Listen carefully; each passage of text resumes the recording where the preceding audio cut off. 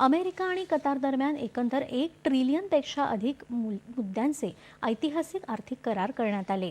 अमेरिकेचे राष्ट्राध्यक्ष Donald Trump सध्या कतारच्या दौऱ्यावर आहेत. या भेटीदरम्यान ट्रम्प यांनी अमेरिका आणि कतार यांच्यात एकंदर $243 अब्ज पेक्षा अधिक मूल्यांचे आर्थिक करारांची घोषणा केली.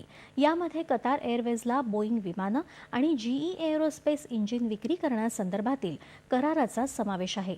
तत्पूर्वी ट्रम्प सौदीची राजधानी रियाध इथं झालेल्या अमेरिका आणि गल्फ सहकार्य परिषद सदस्यांच्या शिखर बैठकीला उपस्थित होते. तसंच सिरियाचे अंतरिम अध्यक्ष अहमद अल शारा यांचीही भेट घेतली. अमेरिकन अध्यक्ष आज संयुक्त अरब अमिरातीला जाणार आहेत.